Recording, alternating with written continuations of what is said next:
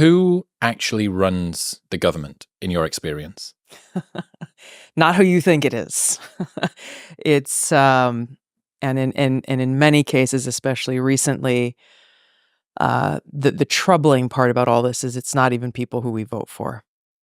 When you look at what happened when President Biden had that infamous debate with President Trump, it exposed the reality that many of us have known for a long time, which is that President Biden has not been the guy calling the shots. He has not been the guy making the decisions, nor has it been Kamala Harris, for that matter, nor will it be if she is elected president.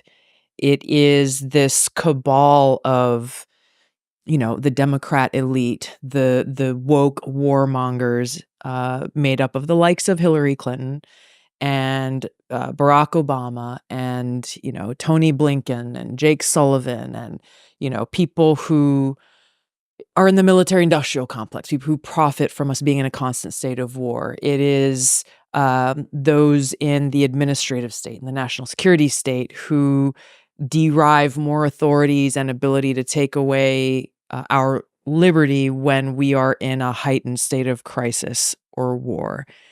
It is their friends and billionaires and people in media who all derive their power from being able to have a figurehead that essentially they can control.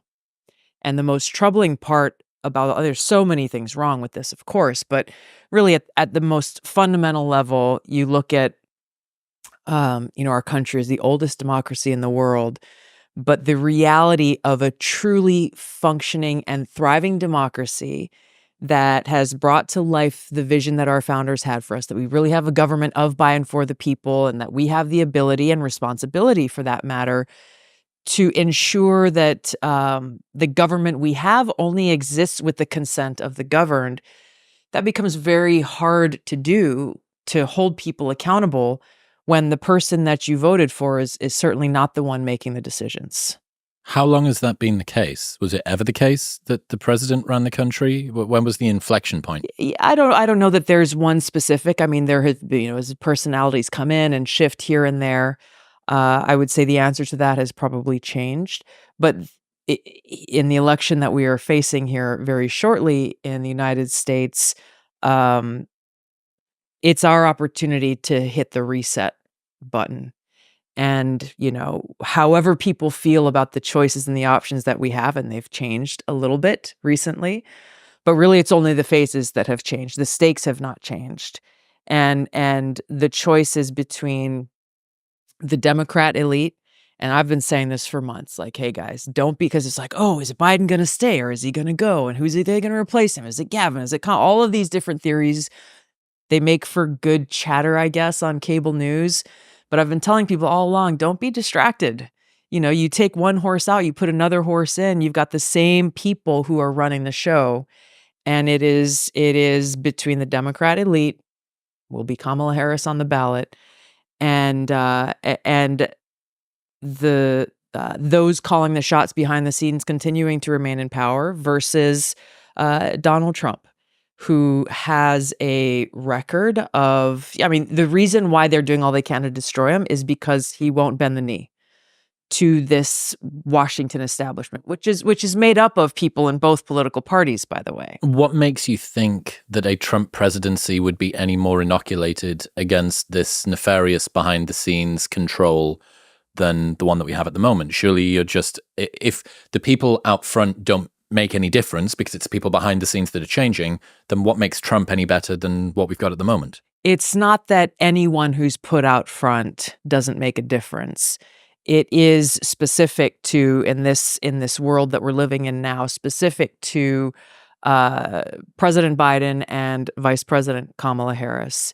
And the reason why they've been doing all they can to try to keep Trump off the ballot in over 32 states, all of the court cases and lawsuits and everything that the media is throwing at him, the reason why they're doing that is because you may agree or disagree with his decisions or his policies or the way that he talks about things, but he is not beholden to those same establishment interests that so many of these establishment politicians are. And so, he's not going in and saying, "Oh gosh, well I got to do what this person says or I got to do what that person says." I think oftentimes even his own staff doesn't know what decision he's going to make or what position he'll put forward. And that is, to me, that's the clear choice. You have a choice between those who believe that government knows better for us than we do, that their power is more important than our freedom, that their power in many cases derives from being in a constant state of war that undermines our national security, versus Trump, who has the ability to, and frankly, the backbone to say, yeah, no, I'm not going to go down that road, or we're going to take a different path, or we shouldn't be in unnecessary, counterproductive regime change wars. We should focus on investing in our country and try to work towards a future of peace and freedom and prosperity. If that's correct, if it is the case that this sort of limp, flaccid Democratic Party has permitted people behind the scenes to come and basically run, puppeteer the people that are out front, that's happened very quickly, because it was not that long ago that we had the very guy that you're saying will sanitize this thing in office. So is it going to then take a long time for that to be cleaned up? And also, how do we know that some of this didn't already exist? It did already exist. Okay. It did already exist. Because the party elite itself has been very powerful for a long time. So that hasn't come around very quickly. And I think one of the problems when President Trump was elected last time was, and he's talked about this himself. He came in and he'd never worked in Washington before, and he had ended up with a bunch of people around him who were a part of this establishment. This Washington establishment. Do you think he didn't really have that much of a plan? Do you think it was a surprise to him that he got in some ways? I don't know for sure, but it certainly seemed that way. Yeah, and I mean there were it was interesting because the conversations that I'm hearing coming from even establishment Republicans right now are very similar to the ones that I heard in 2016 when Trump was elected, which was, okay, like, we gotta like balance the scales, in their words, by surrounding Trump with people who hold completely opposing views than he does, to try to mitigate what they view as the quote unquote threat that he poses to not the country. Who is it that's saying that we need to surround him? Oh, I mean, it's basically like the neocon warmongers, even within the Republican Party. So, and what do they see as the position he holds that they're trying to counterbalance? That he and he's been pretty vocal about this. Like, he's like, no, we're not going to wage more stupid wars, and we're going to put America first, in his words, and we will achieve that by peace, through strength. Who wants war? And why? They would be shocked by how many people do. And they won't say, I want war, or I like to see more people dead. Of course, they won't use those words. But there are politicians who are beholden to the big defense contractors who are making billions and trillions of dollars. And they are their political donors and their supporters and their friends.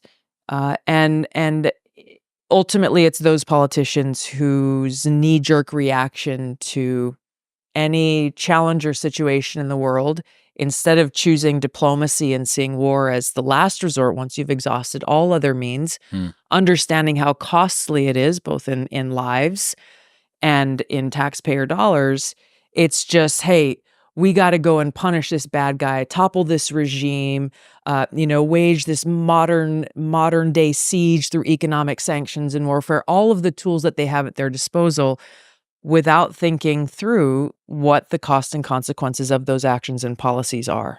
Presumably on the ground and also economically, domestically too. Both. It seems, are these people... And it's, by the way, it's not reflective of, I think, especially over these last 20 plus years, the vast majority of Americans, regardless of political party, are sick and tired of this. So their view is not reflective. They're not just like, oh, well, this is what the quote unquote people want. It is ultimately, it goes back to this kind of cabal of power that they're trying to hold on to. Do you think that those people, I struggle to find or meet people that are genuinely evil. There's people that have got goals and then they're kind of risky and frivolous en route toward getting those goals. And you think, this is just collateral damage. Who really cares? I'm getting my backhander from Raytheon or whoever the fuck. But it seems surprising to me that someone would think, I want to go to war. So do you think that these people that are pushing for it genuinely believe that it's in the best interests of the country? Have they been able to gaslight themselves, this Stockholm syndrome from whoever is sort of continuing to fund them? Or is it something a little bit more malicious? Are they actually sort of trying to land grab or this sort of odd power game that I imagine it feels powerful for you to be America and for you to have a foothold here and have a foothold there? Have you got any idea what kind of motivates these people? I think they tell themselves whatever they need to tell themselves to sleep at night. But as someone who's been, I still serve in the Army today. I've been deployed to war zones in different parts of the world, seeing and experiencing firsthand the harsh ugliness and realities of war and the costs. The people who are so quick to go to war and see that as the first response rather than the last, number one, they don't have any excuse. I don't believe everybody should, it's mandatory to serve them. I don't advocate for that. But if you are in a position to make these decisions about war and peace, you need to be very responsible and do your due diligence to actually truly understand what the consequences of those decisions will be. Might be worth a quick visit to the front lines, maybe.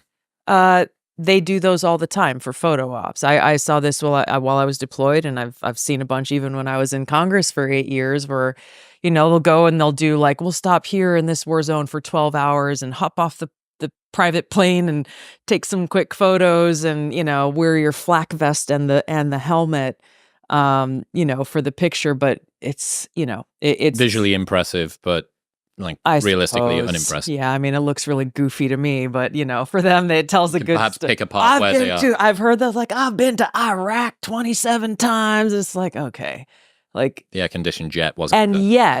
And yet, even those who are saying this are some of the very same people who are saying, like, we should just go bomb this country to smithereens. Like, okay, like there's maybe a real big problem that we're dealing with here. But is that really the right answer? Is that the best answer? What happens as the second and third and fourth order of effects after we do what you're proposing? What will the costs and consequences be? Again, in human lives and economy and in all of these other ramifications that a responsible leader should be considering before you go and advocate for such a serious thing. So it seems like you've got Democratic Party not happy with Trump generally, some factions of the Republican Party not happy with Trump. So it seems like, And Nikki Haley, just to put a name to Nikki Haley is one of kind of the figureheads of that faction within the Republican Party. So Nikki Haley is driving forward this neocon, very much so, warmongering. Yeah. How come she's still there? Because there are people with a lot of money who make money from that position or supporting that position. And they see, again, I don't know what they tell themselves to be able to sleep at night and be comfortable with what they're doing. But they have convinced themselves that this is the way things should be. That's what makes me think that it is self-conviction as opposed to leading this sort of double life where that it's wrong and then you go out front, because the level of certainty that you need to be able to step out in front of the camera and we should do this, we need to do that. You go home and you drink yourself into a hole, because there would be, for me, the, just straight up multiple personality disorder that I'd have to go through would break my brain in half. I don't think that you're a good person. Well, other people would disagree, but yeah, I know what you mean. Like, it's just. But it's like, okay, well, I get what you're driving at, and like, okay, well, how do you define someone who was evil or driven by evil intent? I would argue that even if there's not like some Jekyll and Hyde situation going on, uh, I would define that evil intent as someone who cares more about their position, their political position, or their power, or their influence. Mm. And I definitely in certain cases, and this is why Kamala Harris would be so dangerous as president and commander in chief, because I have no doubt in my mind she would immediately feel the need to exert strength and to assert her position and prove that she is a truly strong and powerful commander in chief of the United States of America's military. And what better way to do that? What more effective way to do that than to actually use our military and go out and commit an act of war? So that sort of need to prove yourself makes you quite easy to manipulate in some ways. Yes. It makes you fragile. Yes, especially when you have so many interests. And this is not new. This is, you heard Eisenhower warn about the military-industrial complex and their influence and their cozy relationship with members of Congress. You go back to President John F. Kennedy and his brother Bobby Kennedy, who were battling against even four-star generals and civilians who were beating the war drum, saying, go to war, go to war, go to war. President Kennedy's compelling speech at American University about peace and the hard work that it takes towards peace was the pushback against that. And that doesn't only exist today. It's far more powerful today than even it was back then. Going back to what you mentioned before, which was the fact that everybody knew behind the scenes, but nobody was talking about out front, which was the declining mental health of Biden. Yeah. Just how widespread was that internally, do you think? I mean, it was impossible to ignore. But if you compartmentalize him, keep him away, we don't let him out front, that's a cheap fake edit, that's a whatever. I think that's the challenge, though, is they even as they did all of that, it wasn't enough to try to hide his both physical and mental decline. I was with him on the debate stage in 2020 when I was running for president, and I've known Joe Biden for a very long time. I was friends with his son, who also served in the Army National Guard, and people have asked me, like, did you see signs of this back in 2020? No. I mean, it was the same Joe Biden that I'd known for many, many years.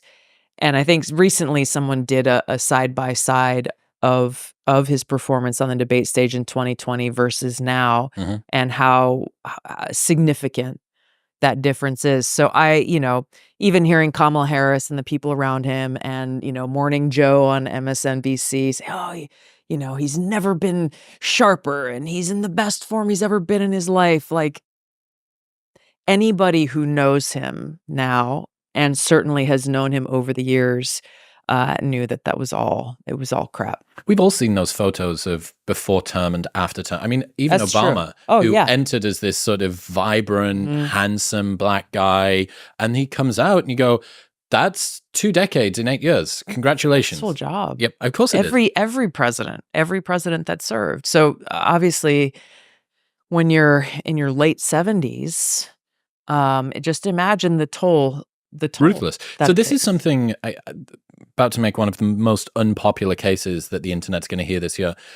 Every time that I've seen this sort of commentary around Biden's decline, it's made me feel sad. It's made me feel uncomfortable as I watch this, and for 2 reasons. First one is the one that everybody kind of agrees with, which is it's an older man who's sort of being forced by this organization to be the tip of the spear when he's evidently not capable of doing it, and blah, blah, blah.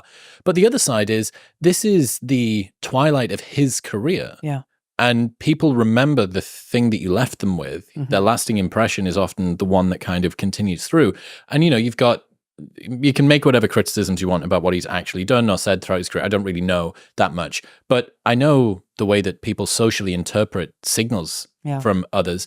And to think that you've got this guy, how long has he been? Like 5 decades or something? He's been in it forever. I think he was the youngest U.S. senator ever elected when he got elected to the U.S. Senate. Right. And now he's the oldest president ever. Yeah. So this guy's like the parentheses of U.S. government. Yes. Right? The alpha and the fucking omega. Yeah. And to think, doesn't matter what you say, that was a very, very long career culminating in you getting to the pinnacle of this. And that being this sort of really awful lingering aftertaste that everybody gets. And I go, that makes me sad. That makes me feel sad for somebody. I don't think that's unpopular at all. I think it's just, I mean, as humans who have empathy, not much of that in political discourse. Sadly not. And that's been, I think that has been one of the sad things that I've seen is, all of the different clips and the footage that's out there that gets replayed over and over and over again. And just the mocking and the ridicule. It is unfortunate that is where today's political discourse has gotten, rather than just recognizing exactly what you've said. Like, it is sad to see any person in this state, especially on a global stage. The thing is, I mean, Joe Biden's run for president a few times before he got elected. It's what he's always wanted. This is the pinnacle of what he has always wanted to be, to achieve that title, to be the president of the United States. And so, ultimately, he's the guy who made the decision to run. I have no doubt in my mind that he firmly, even against other people maybe telling him he shouldn't run for re-election, Joe Biden is well known to be a very stubborn man, a very stubborn man. So the fact that he chose to run, he chose to stay, and he chose to run for re-election, I'm sure I know there are people around him who benefited from him staying, but that was his decision. That's why so few people are going to give him any sympathy for what's happened, because you already know that you're in decline. You already know, and if this is true, if it is the case that he wants to run it, it's not Jill, marionetting. I'm sure she's got a role to play in it as well. Marionetting him behind the scenes or whatever, that he is continuing even now, and then you actually get yourself into a much more awful conversation, which is he cognizant of exactly what he's potentially trying to sign himself up for? Like, are we talking about, someone who's really, really detached? I have no idea.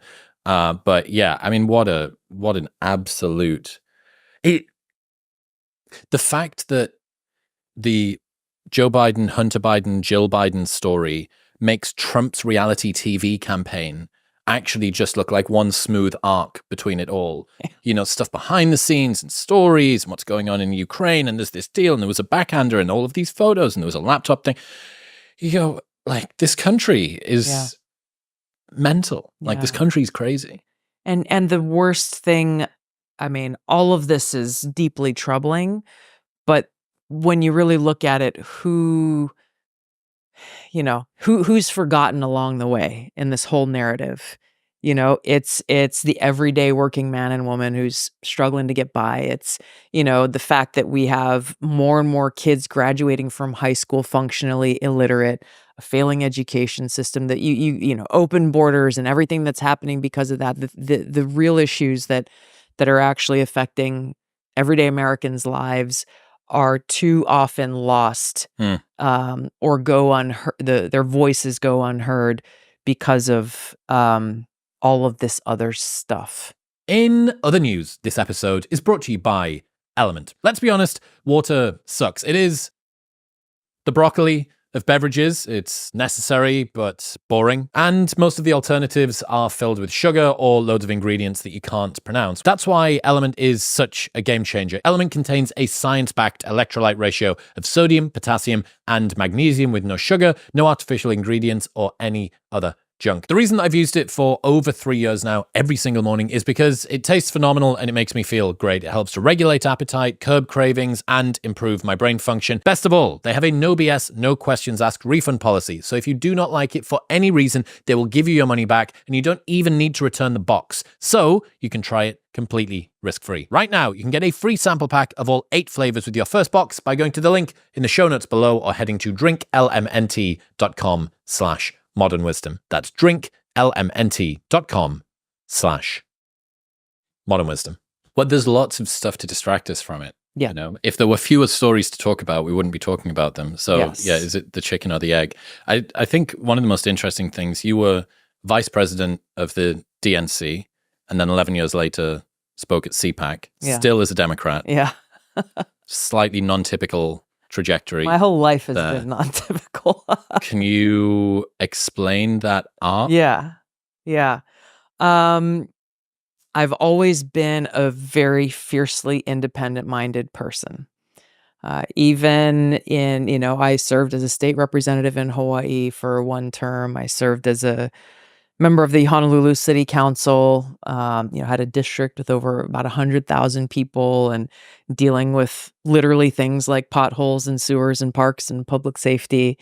And then I served in Congress for 8 years. And throughout that entire period, I was a Democrat, and always a very independent-minded one. I was asked to serve as vice chair of the DNC roughly 2 weeks after I was sworn in as a member of Congress. The freshest of freshmen. Yes. And literally when I got the call, it was an evening, I was sitting in the back. I'm pretty sure there was Uber back then. I don't know. I was sitting in the back of a taxi or something. And I got a call saying, would you serve as vice chair of the DNC? And my response literally was like, what is a vice chair of the DNC? What are you really asking me? What do you want me to do? But I agree to do it. I believe in taking advantage of opportunities and seeing, hey, how and where can I make a positive impact? And ended up resigning from that position in 2016 when I saw a couple of pretty problematic things in that election. Number one, how completely not only the chairwoman of the Democratic Party at that time was rigging the primaries for Hillary Clinton and against any other candidate, and how both in the party as well as across the mainstream media, they were universally touting Hillary Clinton as the most qualified person ever to run for president in our nation's history. And no one qualified that with, they read off her litany of titles, but they never qualified it with like her actual record. What did she do in these? Yeah, she does. She has had a lot of fancy titles in her life, but what did she actually do when she was in these positions? And again, as a soldier, as an American, I felt it was my responsibility to try to speak the truth about her record. She is the queen of warmongers. There's never been a war that she hasn't liked and hasn't advocated for, been the architect of in all of these different positions.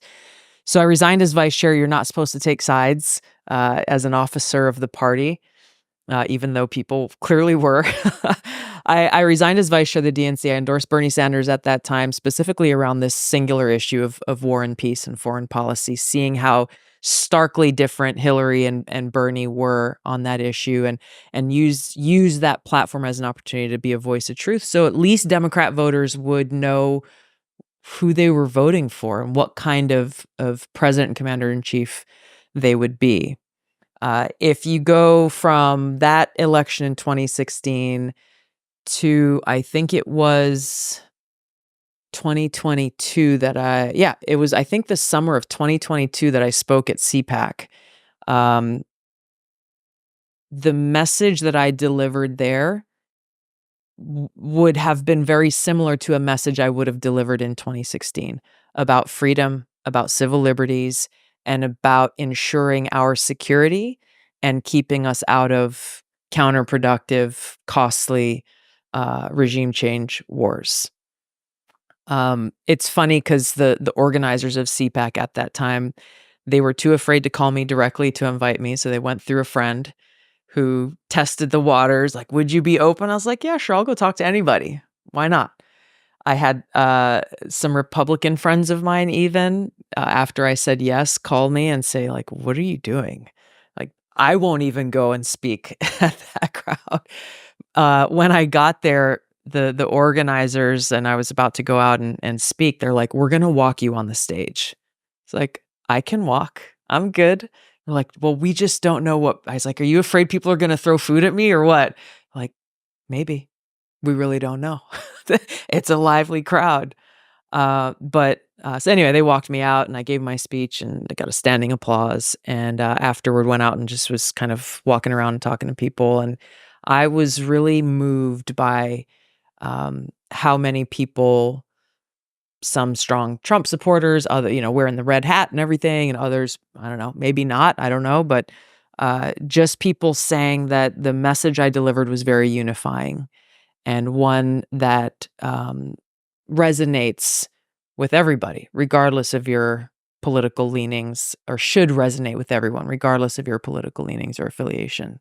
And you were a Democrat still at this time, I right? was. I ended up leaving the Democrat, announcing my departure from the Democratic Party later that year, but it wasn't something that I, even was planning at that time that I gave that speech. Why do you think that you are so popular with conservatives, given Bernie, as far left as left goes, only a couple of minutes ago, to CPAC standing round of applause? What is it? I think it's because well, first of all, going back to 2016, after Bernie Sanders endorsed Hillary Clinton in that election, there were a lot of Bernie supporters that voted for Donald Trump.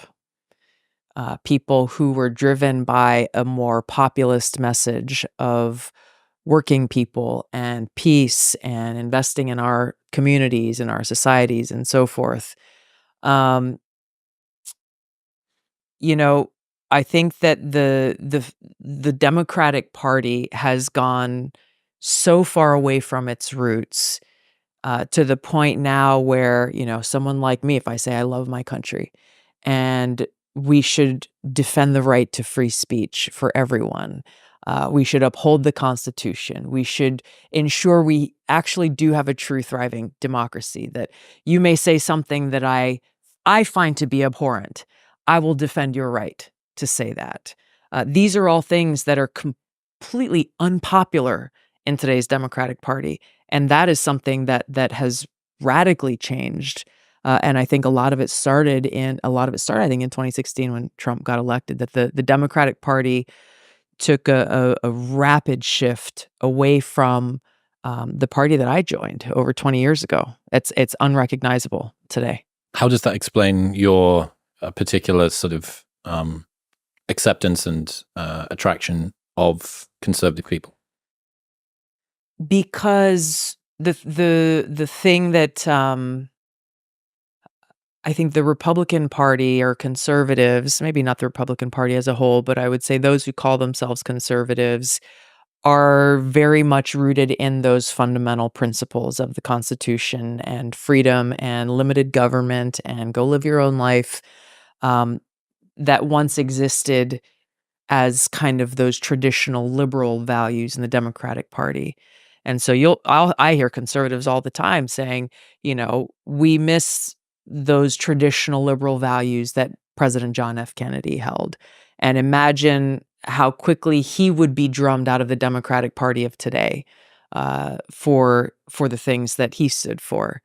And so, I think it goes back to the basics. It goes back to the foundations. It goes back to the Constitution, and how conservatives are very much rooted in that.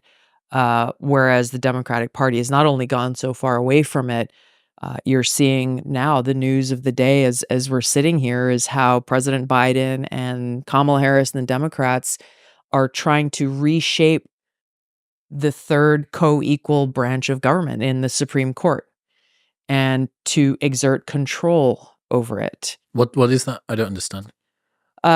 We have the executive branch, which is the presidency. The president leads, and all of the federal agencies that fall under the executive. You have the legislative branch, which is Congress, House, and the Senate. And then the third co-equal branch is the judicial system, the pinnacle of which is the Supreme Court. Democrats don't like a lot of the decisions that are coming out of this Supreme Court lately.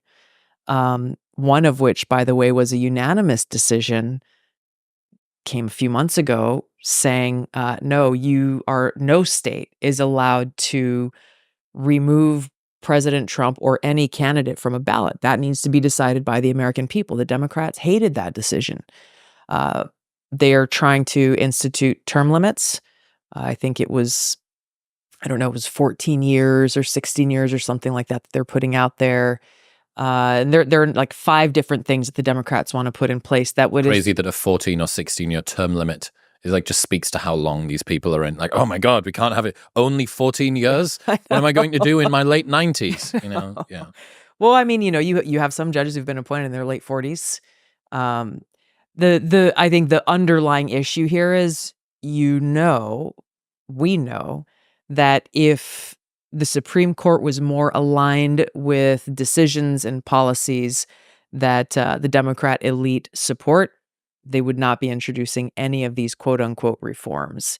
And it goes back to the Constitution and in the legislative branch and executive branch trying to exert power and control over this system that exists to serve as a check on balance, so no single one of these overextends itself to the other. And you're an independent now. Yes. Why did RFK not get the momentum that he should have done? He's a independent. He's sort of, I'm aware that covers a broad range of sins. But what did you make of his campaign? Why did he not catch perhaps the wins that people were thinking he might do? I think there's probably a lot. I think there's a lot of reasons that go into it. The fact that he started running for president in the Democratic primary. I mean, he is, I don't know actually if he still calls himself a Democrat or not. I actually don't know that. I know he's running as an independent. But like Bernie is an independent who ran as a Democrat. So whatever, these are labels. But, he switched strategies pretty late in the game. Number one. Number two, the two-party system is completely bought in and trying to prevent a viable third party from challenging either one of them. We've seen that play out already. So in order to, obviously we haven't seen it done successfully in our country, but in order to even have a shot at it, in my view, you would have had to have started and had a very strong strategy to do that much longer before he did. Mm-hmm. You'd have a lot more money. You'd need a ton of money because you're not only battling the Republican Party and the Democrat Party, you're battling the entire mainstream media machine, and having to, you got to have the money to be able to break through all of that. It's a huge feat, and it's a huge task, and what to speak of getting on the ballot. RFK is not he's not on the ballot in all 50 states. Mm-hmm. I don't know what his current count is, but even states that had previously accepted his signatures and have said, okay, you're going to be on the ballot, he's fighting legal challenges and lawsuits in many of those states. When are those going to be resolved? I don't know. Yeah, you don't have long. It's a tough situation. Yeah, talking of those sort of swings and moves, it does, I think, create just confusion. People like an easy sort of simple narrative. Yeah. And why were you and what were you doing before and what's actually going on? Right. So given that you've had sort of some pretty big swings over the last decade or so, how do people know that is coming from a place of principles and motivation and not a desire for power and just more attention? My foundation and principles haven't shifted. They have always been rooted. In, for me, the reason why I ran is, how can I best be of service to the American people, and rooted in those principles of freedom and liberty, peace and security. And, my challenging even leaders of my own party. President Obama was the president. He had just gotten reelected the year that I was elected to Congress. He was the president from my home state of Hawaii originally. And, I think the first example or sign to the leaders of the Democratic Party when I was elected to Congress that I wasn't just going to be a follower, toe the party line, go along, get along, that whole thing. It came within the first 6 months of my being in Congress when President Obama said he was going to come seek authorization from Congress to go and start a new regime change war in Syria. I was sitting on the Foreign Affairs Committee and, did all my due diligence and briefings and hearings and all of these things, and ultimately concluded that this would be a very bad idea that could end up in disaster. And said so publicly. I mean, this was why I ran for Congress, to actually be in a position to at least influence, impact, or make those decisions to prevent us from making those costly mistakes of the past that had taken the lives of people that I served with. Immediately upon, I was the first Democrat to speak out against President Obama's request, and within 24 hours got a call from the White House, not saying, "Hey, Tulsi, can you just explain to us, like, what's your thought process? Why are you coming out in such strong opposition? What are we not sharing that you whatever?" There was none of that. It was just, "How dare you go against your president? Period. Why are you not a team player?" Essentially. And it was a betrayal of the party. They viewed it as a betrayal of the party and a betrayal of President Obama, rather than seeing it for what it was, which was a very serious disagreement on the policy that he was putting forward. Very tribal internally. Very much so. Do you miss it? Which part? Or the well, I don't know what the daily routine of I don't miss, and then I didn't run for reelection that last year that I was in Congress. I don't miss how dysfunctional it has become, and it's gotten vastly more dysfunctional, in those later years, but especially now, even when I was there. When I was there, I passed my first piece of legislation very quickly as a freshman Democrat in a Republican-controlled Congress, because at that time you could still build relationships and get things done, like actually solve problems. That's a rare, very rare thing to see these days. I think that there are many people who are just not interested in it. They're more interested in the talking point or fighting the so-called fight instead of saying, "Hey, let's figure this out and put our heads together." There are some who are afraid of being criticized for working with someone from the other party. There's a lot of different factors, I think, that downstream go from a lot of into this it. tribalism again, this sort of inability or unpreparedness. And that, at its core, what does it come down to? It comes down to people who are putting their own self-interest or their political interest ahead of the interest of the country and the American people, which is really, like, that's the whole reason why you should be there. And so for those reasons, I don't miss it. What I do miss, and there's been a couple of situations over this past, almost 4 years since I've left, the withdrawal from Afghanistan and the disastrous and tragic fires that happened in Maui and Hawaii. In those two situations, as I saw either inaction or lack of true accountability, I thought, man, if I could only be on that Armed Services Committee questioning those general officers and the Secretary of Defense about all that they did wrong in that withdrawal, and the fact that even still there hasn't been any kind of true accountability or oversight over the multiple layers of failures that occurred for people who I served when I was in Congress for 8 years in Hawaii. It seems like the pace of everything is ramping up at the moment, whether it's the sort of vitriol and tribalism that's happening internally, whether it's the inflammatory rhetoric of just normal people online, whether it's the pace that memes move at. Just think for a second that in the last 6 weeks, we went from Hawk to a girl to... Which there's been this weird intersection between the Hawk to a girl and political memes, by the way. Oh, yeah. Well, it's one and the same. Straight into the Biden senile look at the debate thing, straight into Trump gets shot in the ear, straight back into J.D. Vance, into Biden steps down Kamala now as about And now, by the way, the latest one of today and yesterday is if you type in Donald Trump assassination attempt, nothing comes up in the Google algorithm. Yeah, they put out I think they put out a statement about that. Oh, the AI had mislabeled something, had mischaracterized something like that. I don't know whether that was Gemini re-racing the founding fathers. There was that. Did you see Trump talking about how Christians will never have to vote again? I saw a clip. I didn't see the speech or the context, but I saw a clip. Okay, so there is a section of a Trump speech where he says, in 4 years, you don't have to vote again. And many, many clips stop there. Mm-hmm. The next sentence is, we'll have it fixed so good you won't have to vote again. So, in a world of cheap fakes and stuff like that.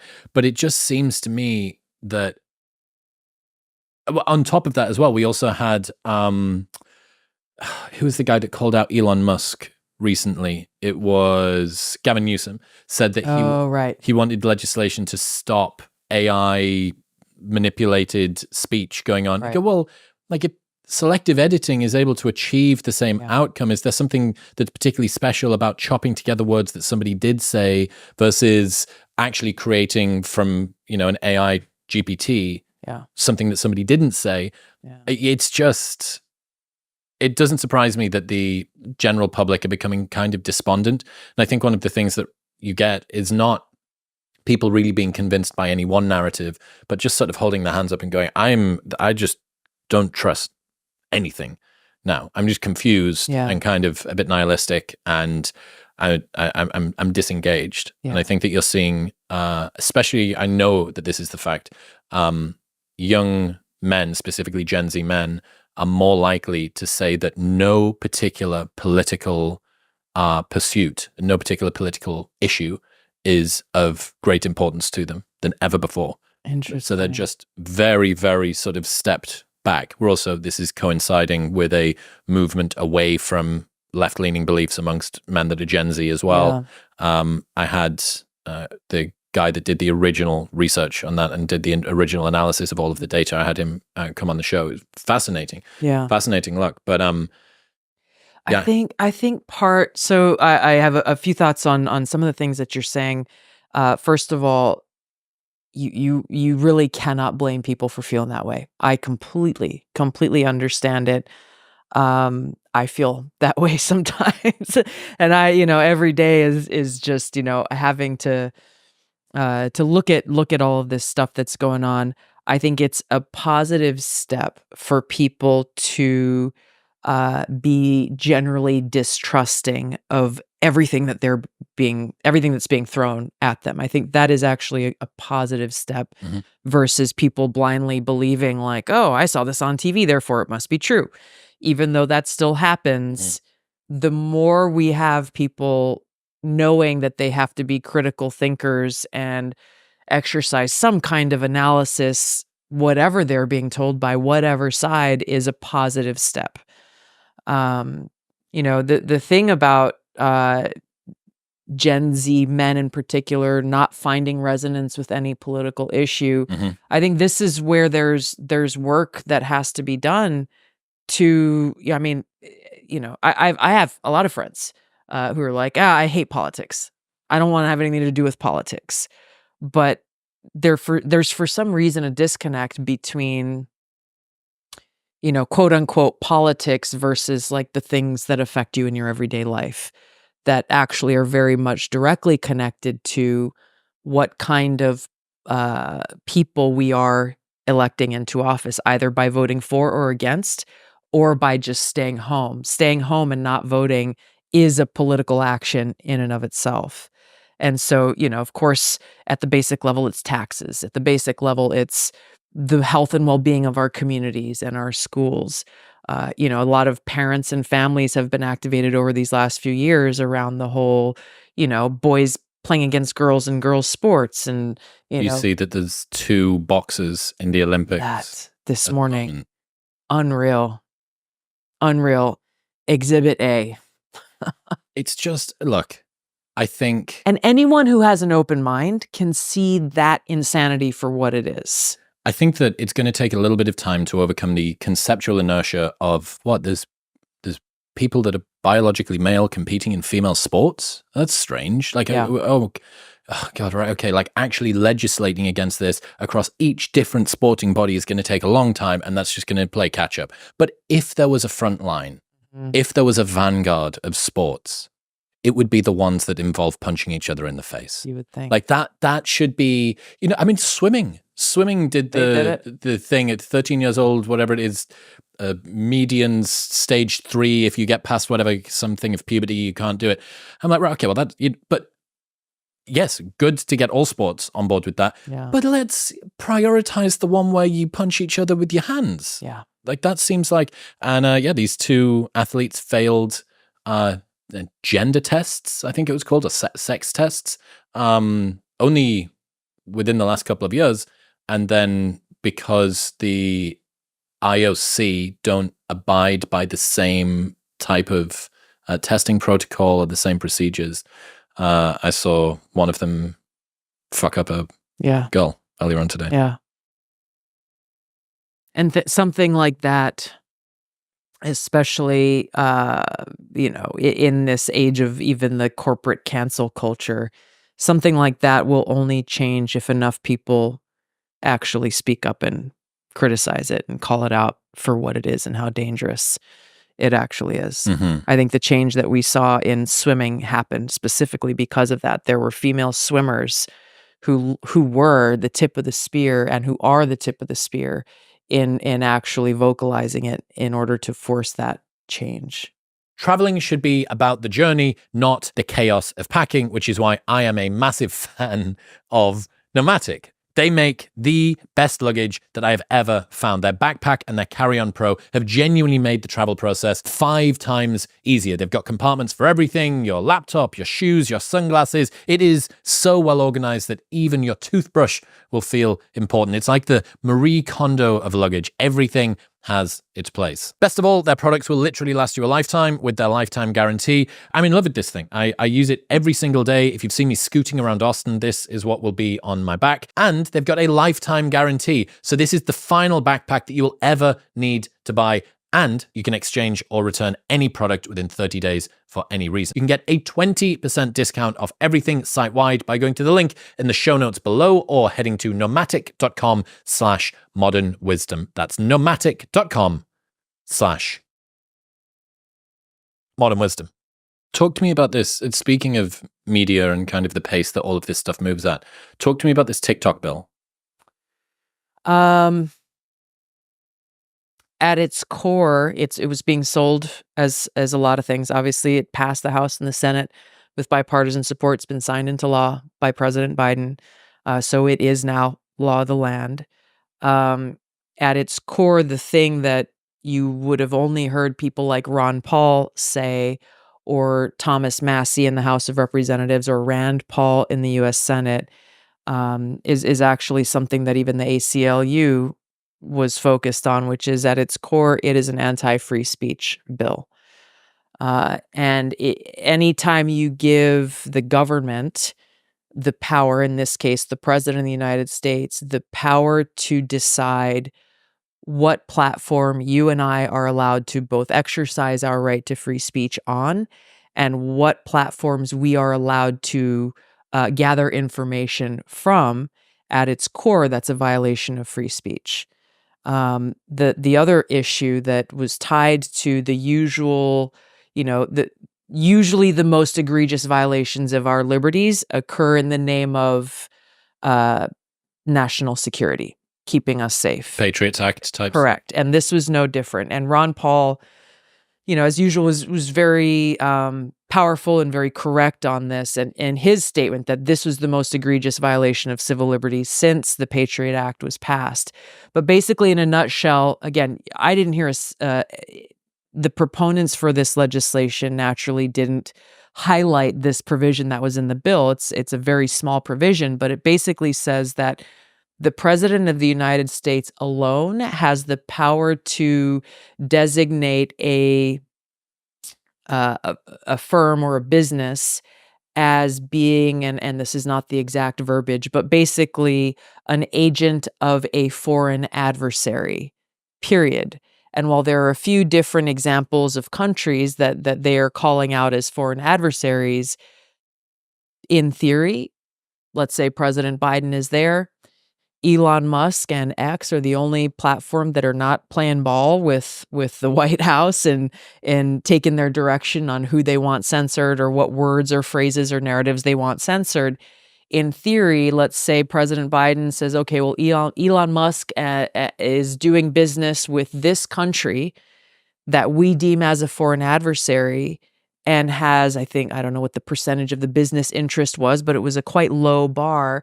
And therefore, his platform needs to be shut down because I, as president, deem his association, I deem him to be an agent of a foreign adversary, period.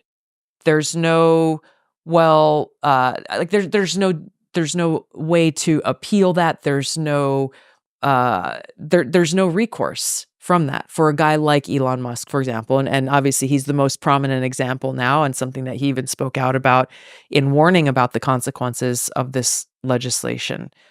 Those are the two primary major problems with that legislation that, again, go back to the fundamentals and the foundations. And very often it's like, oh, well, we need to protect kids, or we need to protect people from disinformation. We need to protect our security, and all of these arguments that were at the forefront of those who were proponents of this bill, again, from both sides. But, even those who had good intentions, if you're not making those decisions that are rooted in these fundamental freedoms that make us who we are in this country, and that are the pillars of the founding of our country, this is how we continually find ourselves in positions, just as with the Patriot Act. Again, many people with good intentions voted for that, but we find ourselves in these situations where increasingly our freedoms and liberties are taken away, and very often in the name of, well, we have to do this to protect you, that we find ourselves in a place where we are not in the free country that we thought we had.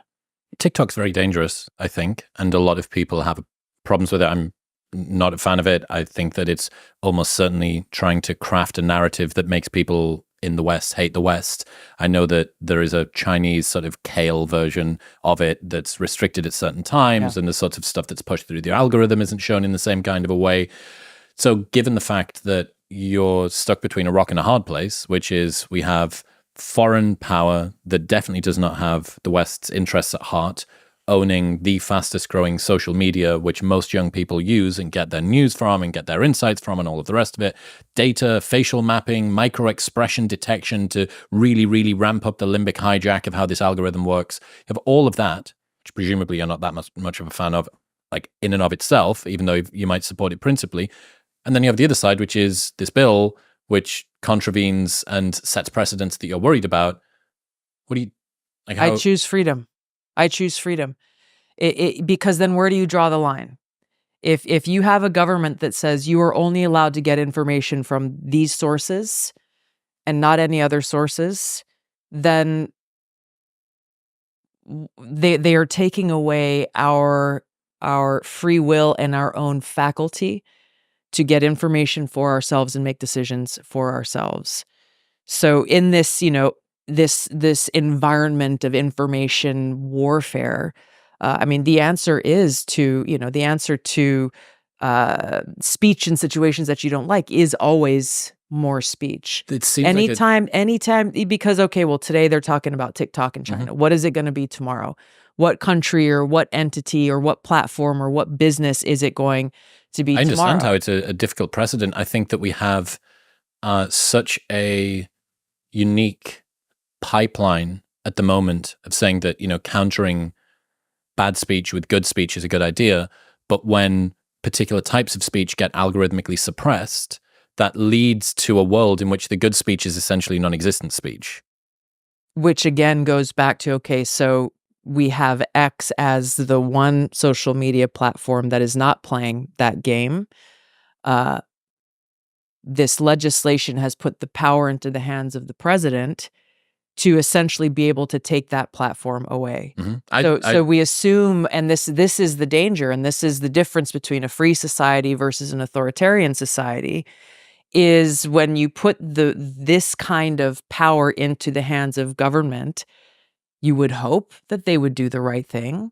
But in every situation that we've seen, there are people in positions of power in our own government here in the United States who choose to do the wrong thing and weaponize those authorities that have been put into law to serve their own political interests, to serve their own financial interests, to serve their own interests of remaining in power, and ultimately in doing so, taking away our freedom. What would you do? Let's say that this didn't get passed, repealed, whatever.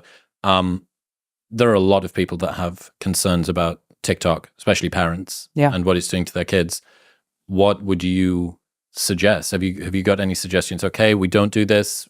People do have to, or they're going to be exposed to it. I think that the comparison with X is kind of fair, but on the other side, anybody that's looked at X and looked at TikTok knows one of them is way harder to swipe off, and it's TikTok. It's this permanent, endless feed of stuff, and it's all designed.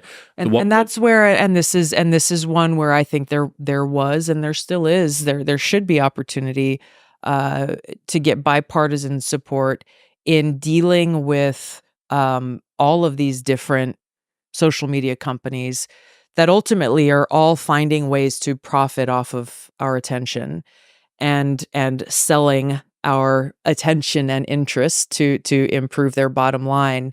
And kids often, and there have been multiple studies done about how this is affecting them. The Social Dilemma documentary was very, very powerful. And so I think there is an opportunity to look there, especially as we look at how these algorithms and these platforms are affecting young people and kids. I don't know what exactly that looks like in the end, but that's a very real conversation I think that can and should be had, both from the standpoint of how this impacts kids, and also just from the standpoint of basic privacy. That if I'm going to go and use a social media platform, I should have the right to know how my information and my attention and the things that I'm choosing to spend time looking at is being monetized. And frankly, like how even an American company is taking that information and selling it to the highest bidder of any other country in the world that may or may not have our nation's best interest at heart. It's such a difficult one because, I really can see both sides. And it seems like I think a lot of people, maybe sort of center right, kind of working class. I don't like what my kids are being fed on this Chinese social media thing. And I also don't like increased state ability to stop me. So they're kind of like, I know. Split their brain in half. But I think, again, this is where also I think it's important to have as a central point of this conversation, especially as it comes to kids, is like government shouldn't be the end all be all answer. And I know there are parents who are working with and some parents are taking action and working with their schools and taking phones away from kids while they're at school. But ultimately it's like, okay, if you're a parent, you've placed this phone into the hands of your child, and there's responsibility that goes with those decisions. It would be so interesting to see a full phone ban in schools. I know that there's certain schools that are sort of putting that out now, that basically you cross the threshold. Maybe it has to go into a locker, or once you get past a particular threshold or whatever. But yeah, I mean, I'm just so glad. It would make a huge difference. I think it would be massive. Well, I mean, the difference is, or the choice at the moment apparently is between kids either using their phones or vaping. There's like no vaping in class signs because that's apparently a sufficiently big deal that it needs to be legislated by the schools. So odd. So here was the other thing, and I've been thinking about this quite a lot, especially given that everyone's over the fact that the former president got shot in the head only 3 weeks ago, shot in the head by an actual gun with an actual bullet in it. X during that time was the first time, the town square, and it's very important for people to have this opportunity and free speech and blah, blah. And I was like, yeah, I know, but there's other areas that you can get your information. And that was one day where I thought, oh, this serves the most unique purpose, because I wasn't going to Instagram, I wasn't going to Facebook, I wasn't going to get it on Threads, I wasn't going to get it on TikTok. I was, for 8 hours, checking every 20 minutes on X to find out what had happened. And that was the place that I went. I went, oh, okay. Both. It serves a very unique purpose in that way. And even in this specific example, that was where I first saw and learned about it. And it came from videos that, iPhone videos that people were posting, and seeing how that information was relayed in real time, and how different it was from the headlines, the very first headlines that we saw coming out of, CNN, MSNBC, even AP, and a lot of these mainstream news outlets.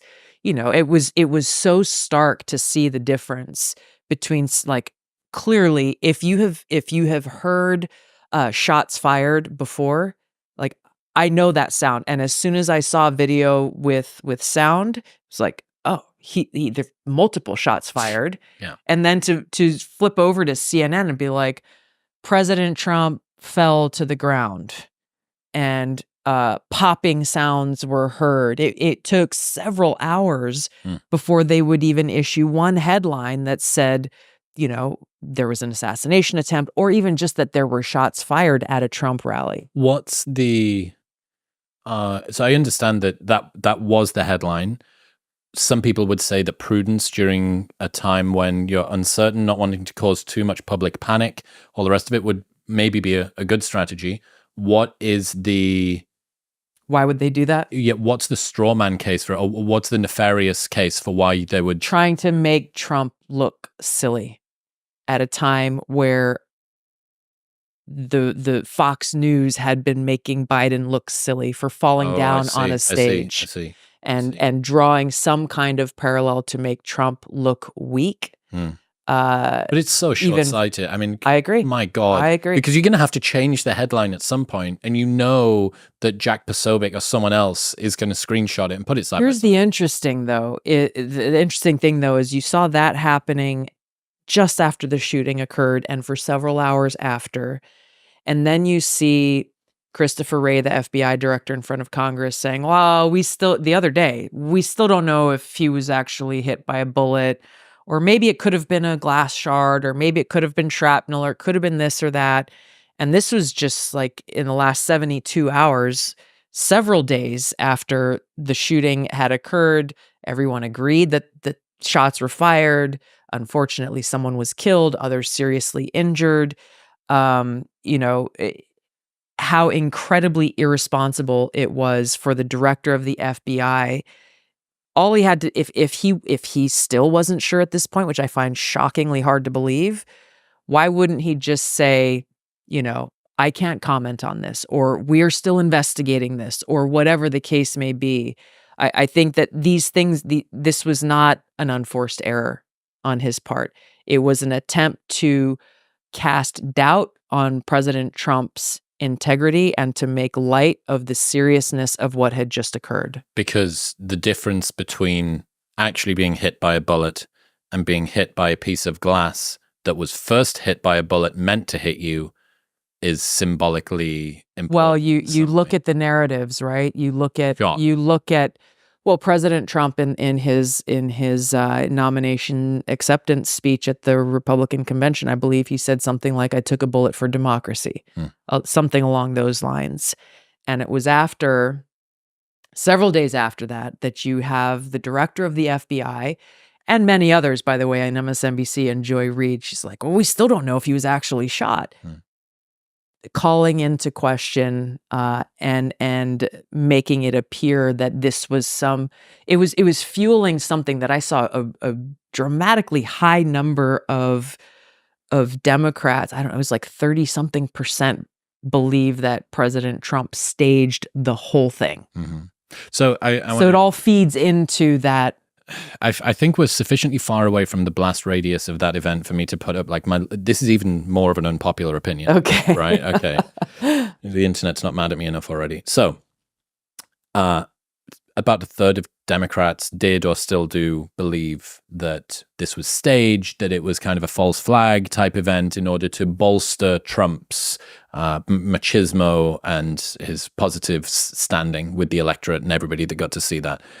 One of the ironic things, a more critical person than me might say, is odd for people on the right to have a problem with knee-jerk conspiracy theories around presidential assassinations, because there has been a little bit of a culture, some would say, over large events like that, maybe being knee-jerked by people on the right to say, well, how do we know that this was actually the case, and so on and so forth. So the pearl clutching that I saw.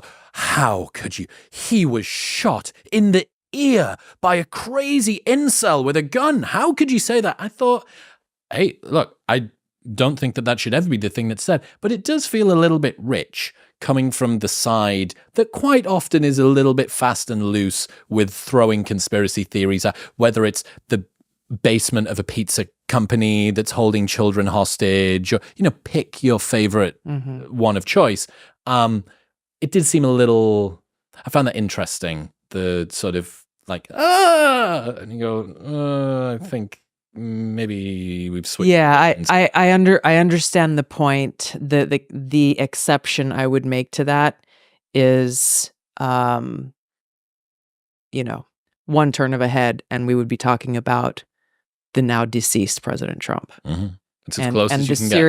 The seriousness of what obviously played out. Oh yeah, I mean it was, and that's and I get it. Yeah, there are theories about everything under the sun these days.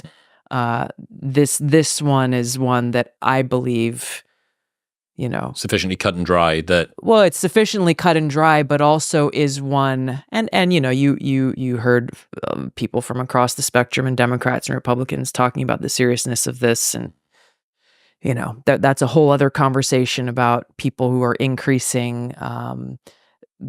increasingly divisive and violent rhetoric now, saying there's no place for political violence, and so that's a whole other thing, but. Yeah.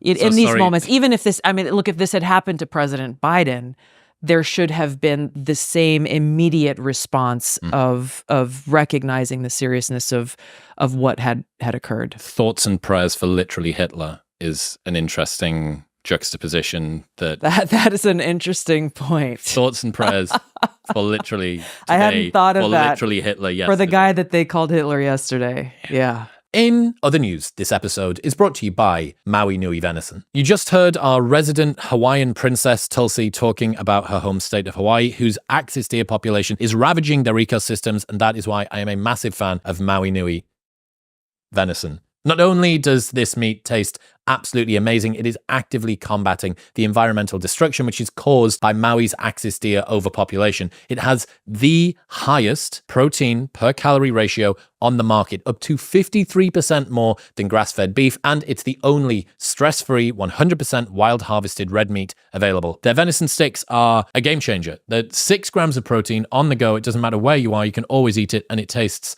phenomenal. So you can get the healthiest red meat on the planet delivered directly to your door and get 20% off your first order by going to the link in the show notes below or heading to mauinuivenison.com/modernwisdom and using the code modernwisdom at checkout. That's MAUINUI venison.com/modernwisdom and modernwisdom at checkout. Can we just try and imagine for a second what would have happened had Trump's head been 1 centimeter, maybe an inch to the left? Because that would have been the most, by far, the best videoed assassination in history.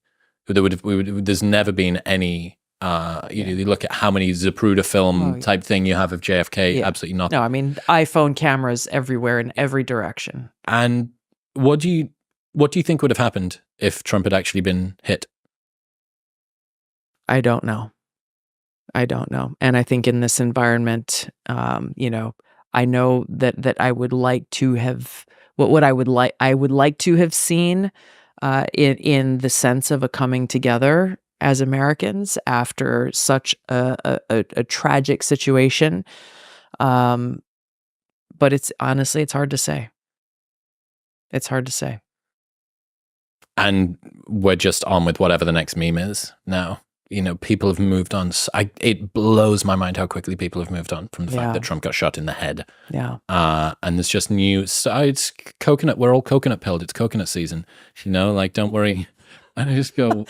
You've got a few new zingers here that I have not heard. That's a good one. Being coconut pilled. Yeah. I'm tapped into the Gen Z. I'm assuming that's a connection to Kamala Harris and the coconuts. Correct. Okay. Yeah. It's just called making sure. Called being coconut pilled. Is this a thing now? Apparently, I don't know. There was that thing, Charlie XCX, something about Brat Summer. Yeah, I did see that one. I don't know what Brat means. I still don't know what it means. But it's supposedly good. Like cool. Yeah. She's like cool. Yeah. I mean, anyone that's ever seen that woman. And it's green. Everything has to be green. Why? If you're a brat. Okay. All right. I don't know.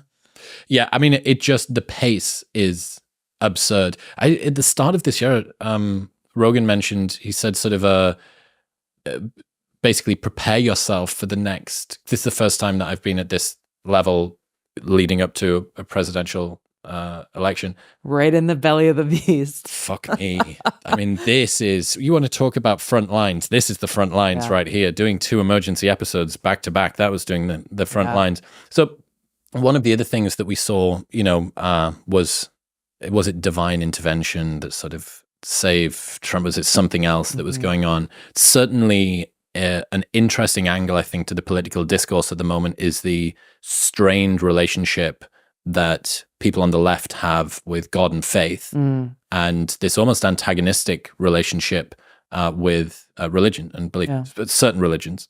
What do you make of that? How do you sort of see? I have a whole chapter in my book on this exactly. And in that, I talk about how and refer to, once again, the history of the Democratic Party and how it really has grown as of late, where it was once a party that there was no aversion to mention of God.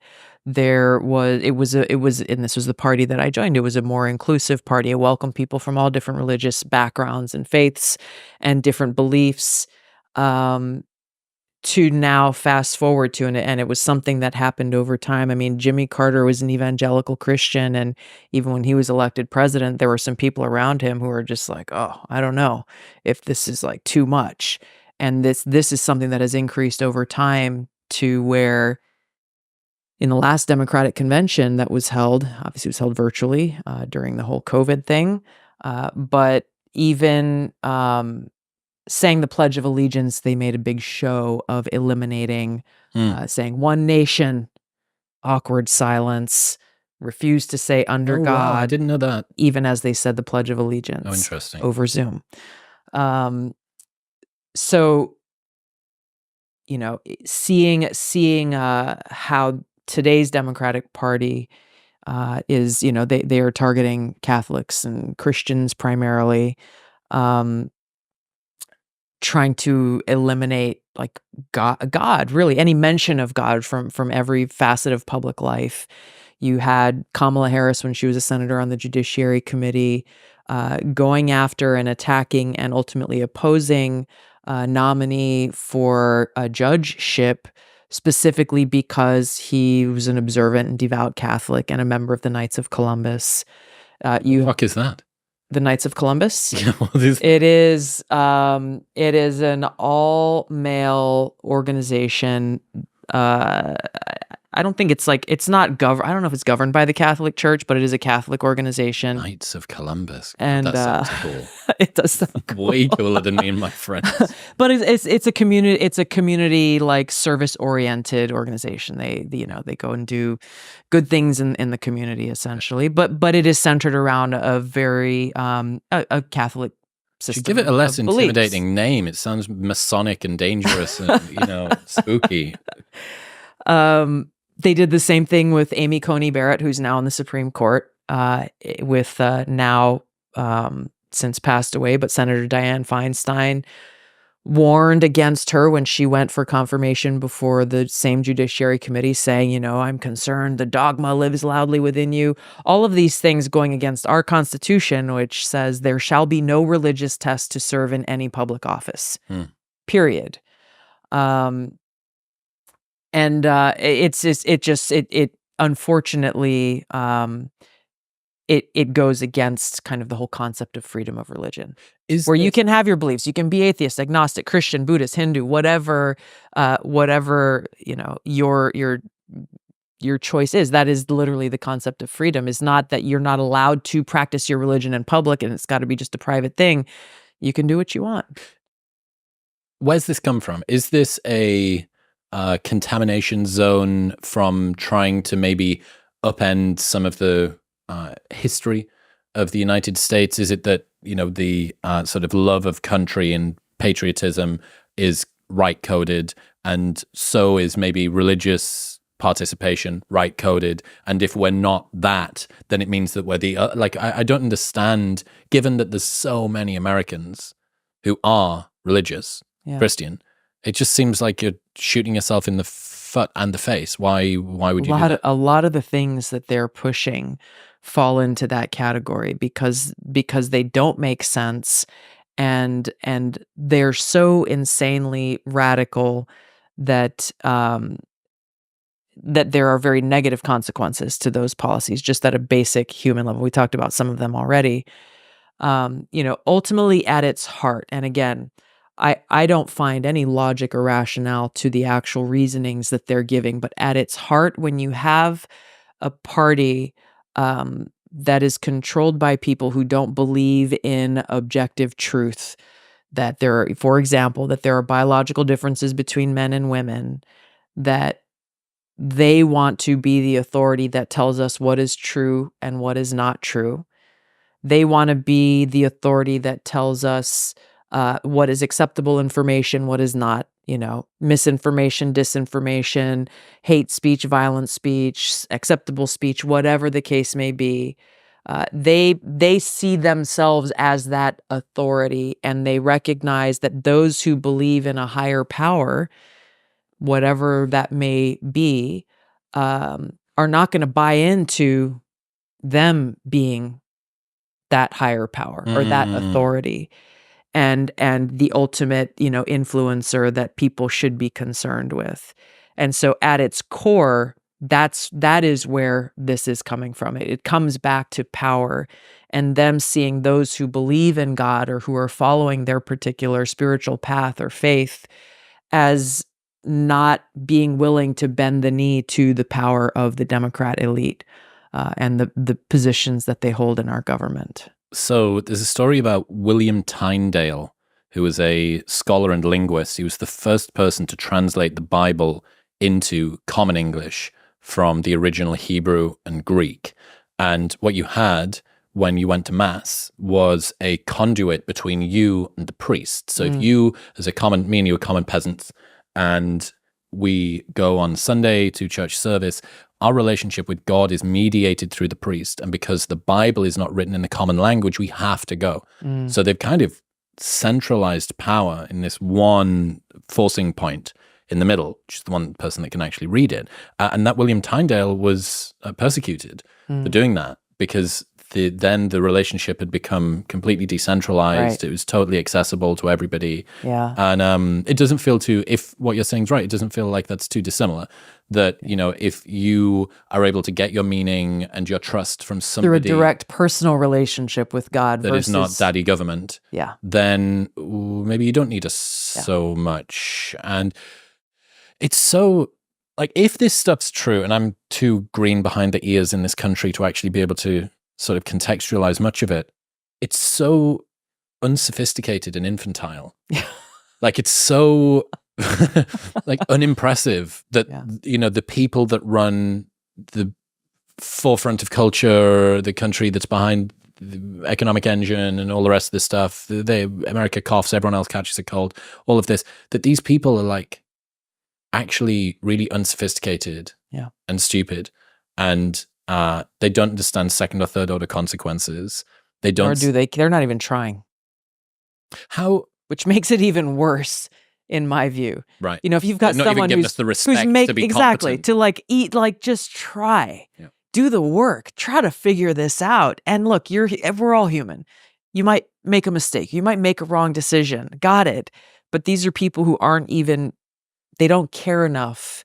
And this is the most disheartening and the most dangerous part. They don't even care enough to make that effort. One of the hardest parts of running anything like this podcast is streamlining the little things behind the scenes. And once you find a system that works, everything gets easier. So if you run an e-commerce business, this is where ShipStation comes in. ShipStation gives you complete control over your shipping operations from one place. But it's not just about making shipping easier, it's about giving you back your sanity, because who wants to spend hours figuring out shipping rates when you could be doing literally anything else. It makes managing orders, printing labels, handling customer service simple and easy. Best of all, when you use ShipStation, you can save up to 89% off rates from carriers like UPS, DHL Express, and USPS. So you get cheaper rates from the best carriers. It's more convenient and quicker.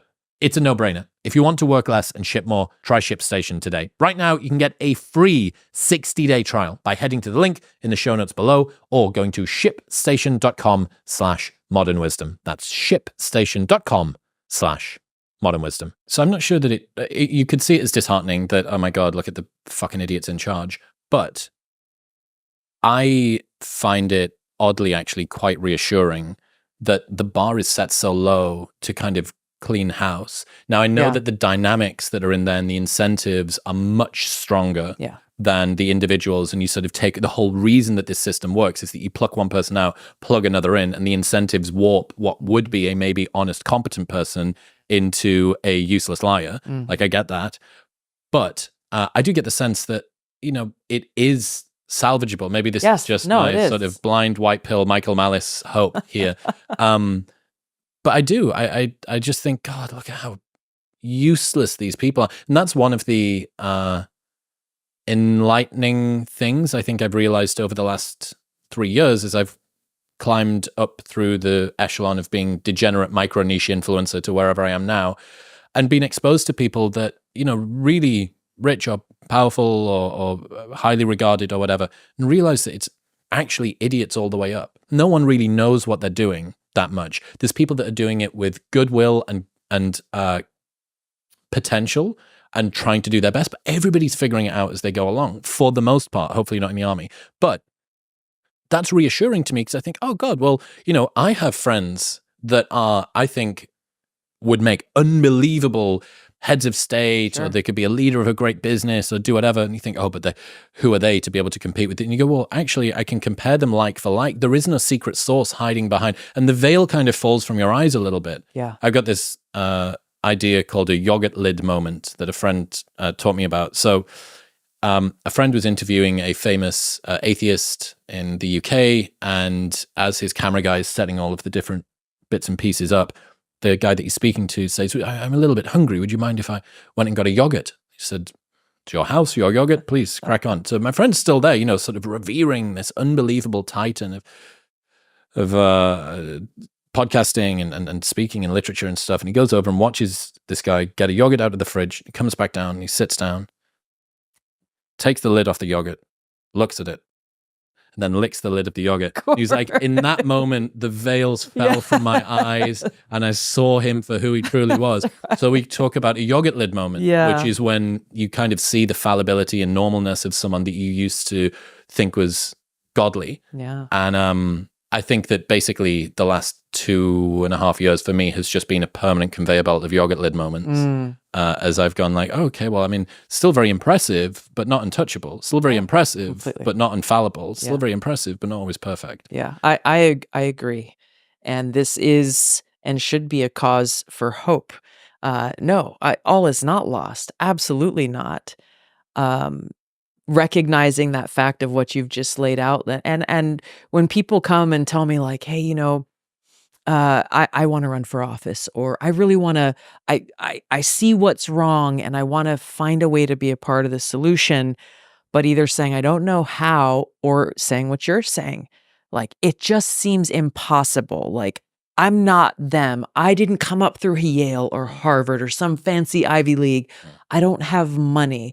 I'm not like, I haven't, you know, served in office for 20 years. Like, I don't have what they have. And my answer to them is always the same, which is the most important quality, the most important qualification that any of us should seek from someone who wants to serve in public office is your motivation and the principles and sense of purpose that you are grounded in. You may be, you know, a stay-at-home mom. You may be a small business owner. You may be a high school teacher. You may be, you know, a multi-billionaire, you know, CEO of a major startup, or anything in between.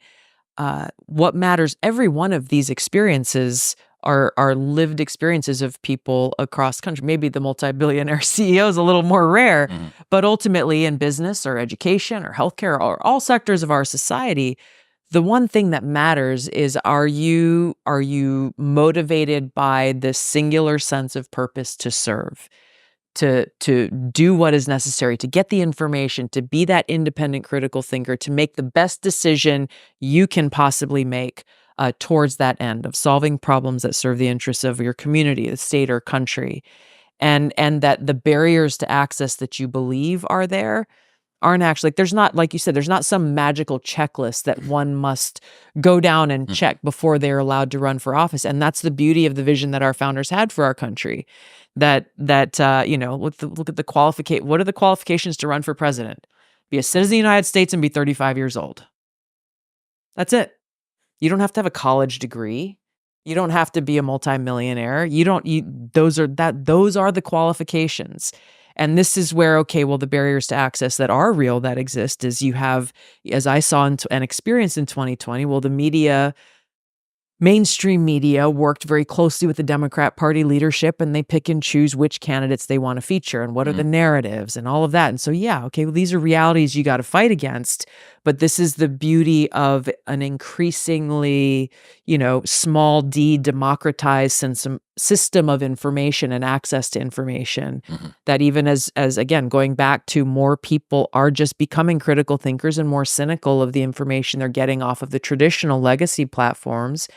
And you have many people turning to podcasts like yours and Rogan's and, you know, so many others to just listen and to learn and to kind of satisfy that curiosity so that they can make better informed decisions. And that right there is the answer to, like, okay, well, what do we do in this situation that we are in? Number one, get informed. Number two, make sure that you vote. Make sure that you vote. Almost half the country still doesn't vote in these most important elections. And again, it's people like, oh, well, it won't make a difference. Well, if you don't vote, it certainly won't make a difference. But that is the only way that we can bring about the kind of change that we need to see at the Board of Education in your local community, you know, with your mayor or your state representative or your governor, your member of Congress, senator, and the president of the United States. That's it.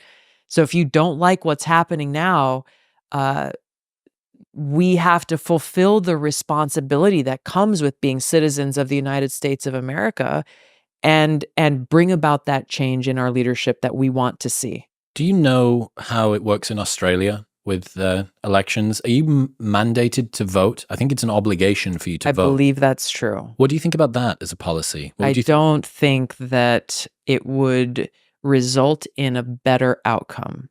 You mean a more accurate representation of the populace? Correct. If you're forced, like, and I don't know what the penalty is there if you don't vote. It works. Actually. I think you can go in and I think you can even sort of scan and put an X like off the side of a box. You can sort of just, you know, graffiti the piece of paper and submit it. But I think you have to go in. Yeah. I'm going to get torn apart. I'm a big believer in free will, and making the case for why you should care enough even about just yourself and, you know, your home and your livelihood and how much taxes you pay and your health care.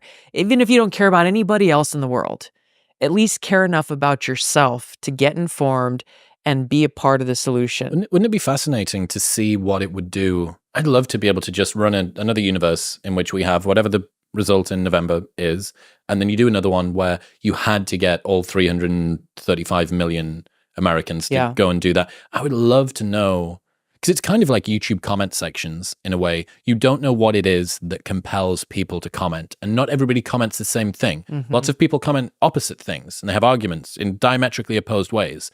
But there is a single motivator, or there are multiple motivators that bring together all commenters, right? Even if they hold differing points of view. So there are some threads. You've picked a cohort out of a bigger group, and okay, what's in this sample? I would be so interesting to just see what we're missing. How many people vote? Like 100 million? How many votes do we get overall? I think it's a little bit more than that. I think it hovers around 50%. Sometimes it's Okay. 55, sometimes it's a little bit less, but Okay. I think it hovers around half. So fascinating. I think it hovers around half of registered voters, not all eligible voters. That number would be significantly higher than those that actually turn out to vote. The concern that I have is if people aren't self-motivated enough now just to get out and vote, and you mandate it, what flippant just to put an X yeah, anywhere. I'll go and throw the X on the cardboard box. Yeah. You know what I mean? Like I you know, maybe I could be proved wrong by an example in another country, but to me, that motivation has to come from within if you want a different outcome that can only come about with a more informed voter. Rory Sutherland had this response. I was talking to him. He's a behavioral economist, amazing advertiser, phenomenal mind. And I was talking to him in the wake of the stipulated last election, the debated whether or not it was accurate or not.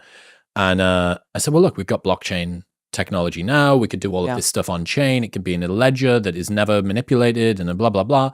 And he said, I thought, because he's very pro technology, I thought he would be all up for it. And he says, I think when deciding the future leader of your country, it's the sort of choice that requires a fucking walk. Like his point was that it's the sort of thing. So the vote's not enough. You have to make the physical effort to walk in the room. He thinks that it's the sort of thing where you need to go to the local tennis court, which is, 15 minutes away. It needs a fucking walk, was his. I thought, actually, that's a genuinely good insight. The line. I've seen these lines. These lines are insane. Real. To go and do it, you pay a high price as a time. There's nothing more valuable than time. Yeah. So I think just going back to what you were saying before about the credentials and competence of the people in power and lack thereof, I think that's why people have such a bad taste in their mouth about the fast track person who, was legacy graduated, applied into some fancy university, and then kind of gets nepotismed into whatever area of government, because there is this sense deep down everybody has that space of a credentialed, incompetent person with poor morals has taken the spot of an uncredentialed, competent person who would do the right thing.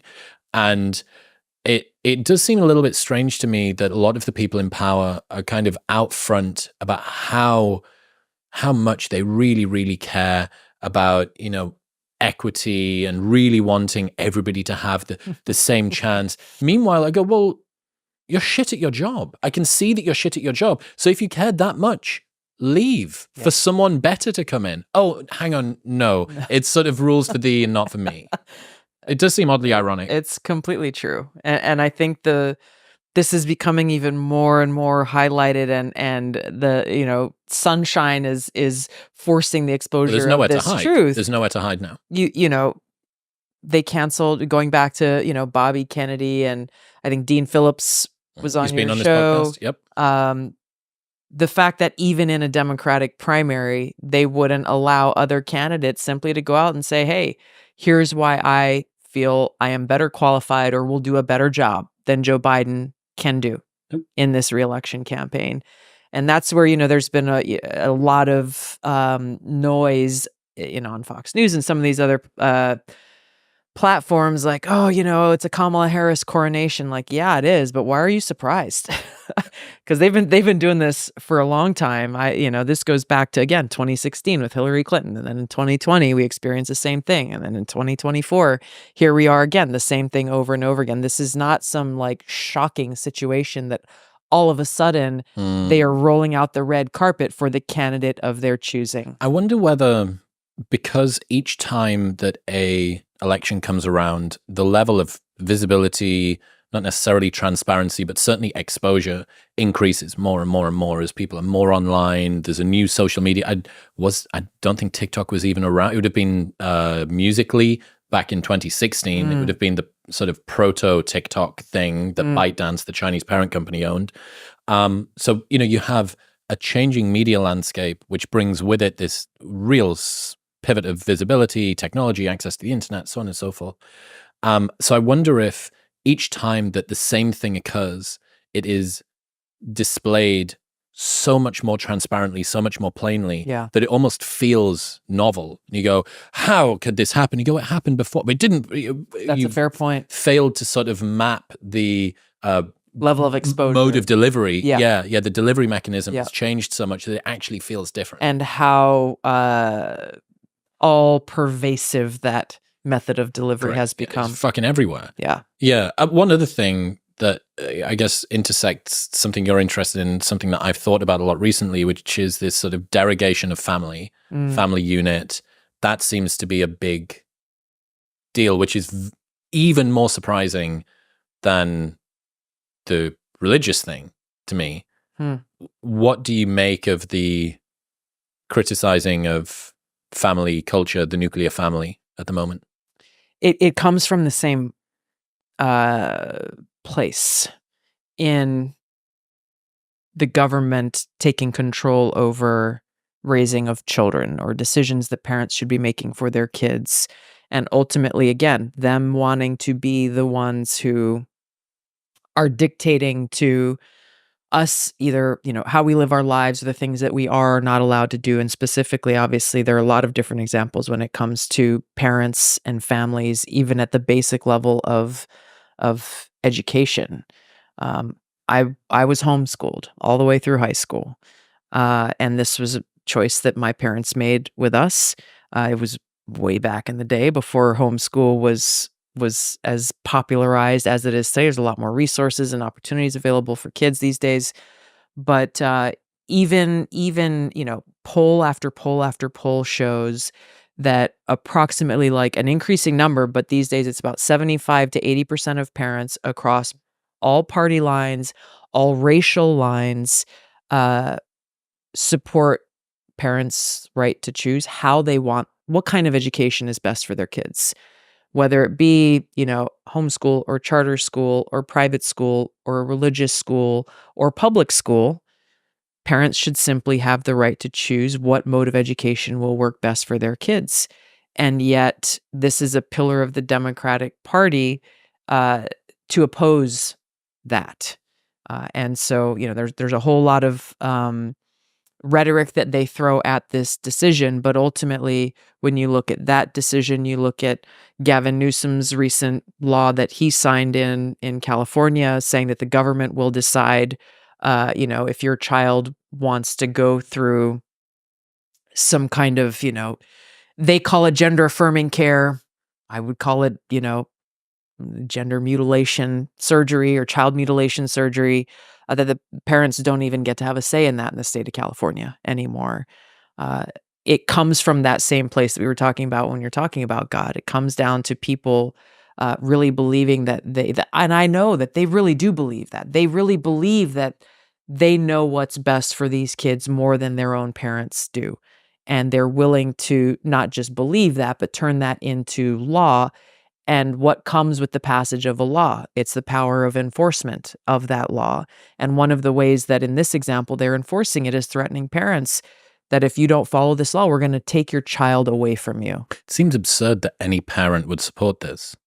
Like I agree. Any parent that says, I trust the government to marshal and guardian my child more than I trust me to. Yeah. I understand in some ways if you are so young that you haven't had kids, or you decided or bad lucked out of not being able to have them, that you're kind of stood on the sidelines hurling abuse at players on a pitch. Yeah. So you've got no skin in the game.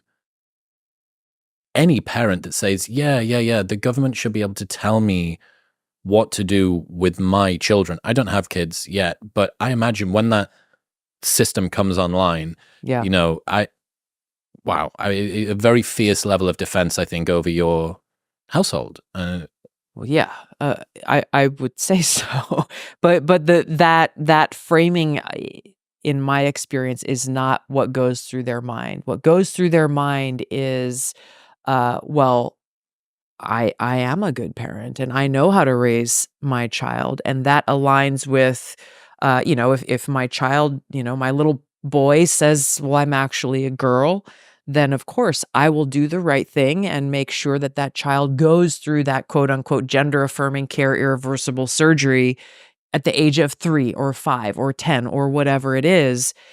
We need the government to protect these kids from those bad parents who aren't raising their children properly and who are causing harm to their children because they are not pushing their children towards these irreversible surgeries. So again, it goes back to that mindset of, well, we need to protect kids from these horrible parents who clearly don't care about them, and that should be the role of government. Very, very strange and very scary. It is. So we spoke earlier on about how maybe in 2016 it came as a shock to everybody, not least Donald Trump, that he became president, and maybe didn't quite have as much stuff set up and ready to go to be able to really hit the ground running. Yeah. Project 2025. How much truth's in this? What is it? Is it the boogeyman that everybody's saying it is? I've seen a little bit of it. Apparently it's nearly 1,000 pages and basically nobody's ever read it. I haven't either. So I don't have much to say on this because I haven't read it. Okay. And I won't talk about something that I don't know much about. You've got 1,000 pages to get through. So Yeah. Chop. Yeah. I guess what I can comment on is just the response that I've seen. And so I've heard from, President Trump made his own statement on it. He's like, I don't know what's in there. Like, I don't have anything to do with this. I don't, he made his statement on it. I have heard from people who have read it and conservatives who say this, this reflects my values and my views, and the media is completely pushing a narrative that is not true, that it's 100% false. On the Democrat side, you see it being used and weaponized to foment fear that, if you vote for Trump, this is the game plan, and this is what's going to be executed, and it's going to take away women's right to vote and all this other stuff. People who are interested in it should read it and make up their own minds for themselves. Ultimately, I'm sure they'll be thrilled. I would just say, don't be a critical thinker. If you want to know more about Project 2025, I'm pretty sure it's probably online. You can probably read it for yourself, or at least search through it and see the things that you care about. Do you find it difficult when you're presented with stories and narratives to be impartial when looking at what conservatives and Democrats are saying about it? Because it's kind of a little bit like just leaving a football team that you've been with your entire life, or getting out of a relationship or something with someone. You're naturally going to have a little bit more kind of vitriol toward the person, the group that you used to be a part of. Do you see that in yourself? Do you see No, because what we're talking about now is what I've did throughout all of my time in Congress. I knew enough to know not to accept anything at face value. And even through, the staff, my congressional staff, every day that we had votes, the Democrats put out like, here's the vote recommendation list. Here's the bills that we're voting on. Democrats, we recommend that you vote yes on this and no on that. And then Republicans put out the exact same. They put out their own version of that sheet of paper. Every single day there's votes telling Republicans, you should vote yes on this and vote no on that. And so what I would do is have my staff gather both for me, so I could take a look at what are these guys saying and what are those guys saying. And too often it was like you would think they were voting on two different pieces of legislation. And so it just required more work to actually look into what is this legislation actually going to do. And so this is something that I've done for a very long time, and it's something that I still do in not taking what people who represent one side or another are saying at face value, but actually going and doing my best to try to find, okay, well, where are the facts? Where are the facts buried in this narrative? And the spin that's coming from this side, or the spin that may be coming from that side, before I draw my own conclusion or make my own statement on it. What do you think of Kamala? You bodied her only a couple of years ago. What do you think of her?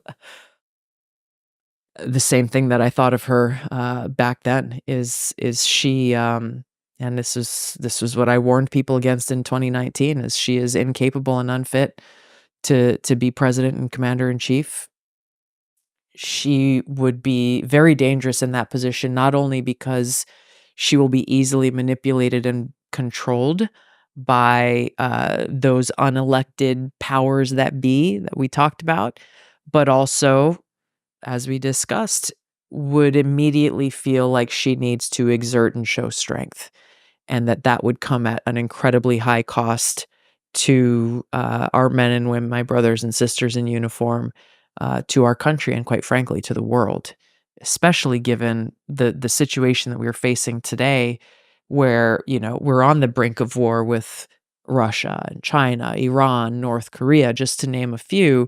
Oh, and also, by the way, we are closer to the brink of nuclear war now than ever before, certainly in our lifetimes. And so, in any one of these examples, it takes one spark for any one of these situations to quite literally blow up. She has demonstrated through her time as vice president, through her time as U.S. senator, through her time as the attorney general of California, district attorney of San Francisco, in every opportunity, every position that she held, where she had the opportunity to put the interests of the people she was supposed to be serving first, she put her own political interests first, and clearly does not believe in the Constitution and fundamental freedoms. So she's not alone in this, obviously, but she is now, not officially, but will be very soon, the Democratic nominee for president. And we as voters should not allow the political food fight that's going to go on to get in the way of actually knowing the facts of her record and her failed record, and how dangerous she would be in that position. Is she smart? I would not say so. I don't know if smart's the right word. Intelligent? No.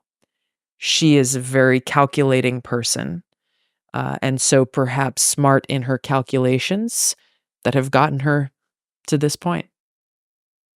If there is a big problem with the potential of Kamala being the Democratic nominee, you can wave a wand, you could be God. Who would you want to see instead? Well, I ran for president on the Democratic ticket. And who would you put as a VP?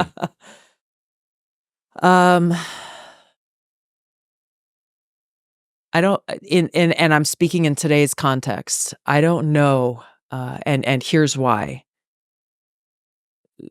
The Democratic Party is vastly different even today than it was 4 years ago.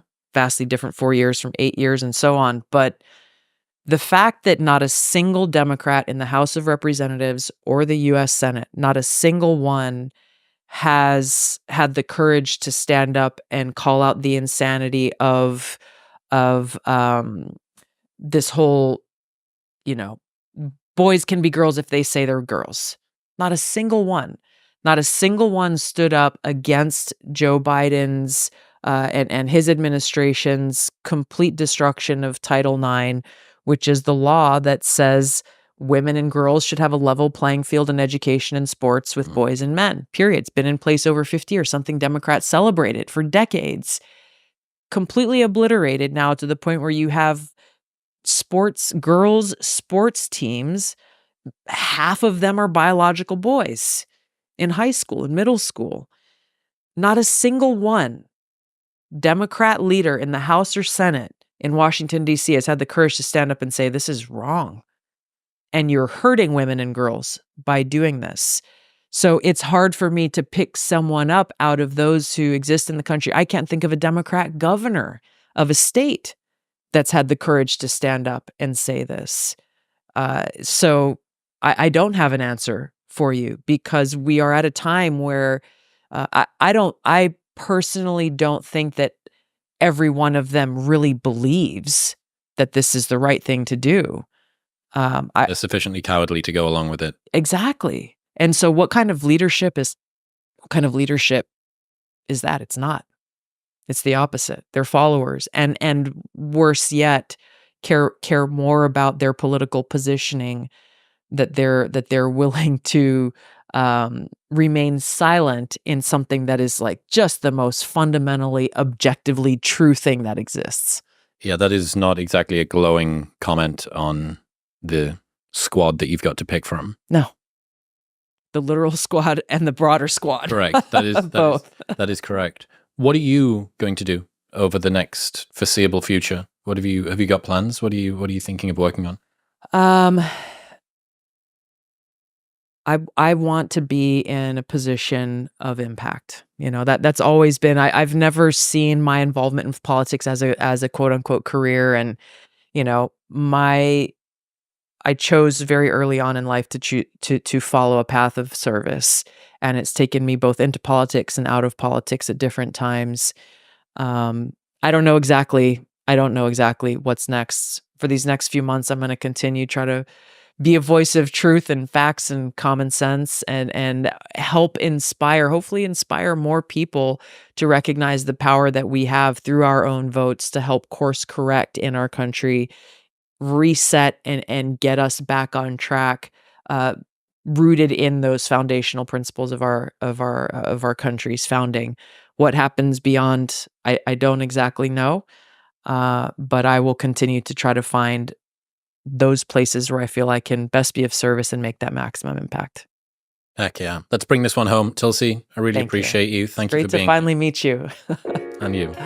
Thank you very much for tuning in. If you enjoyed that episode, you will love my full-length conversation with the one and only Douglas Murray, which is available just there. Go on. Press it.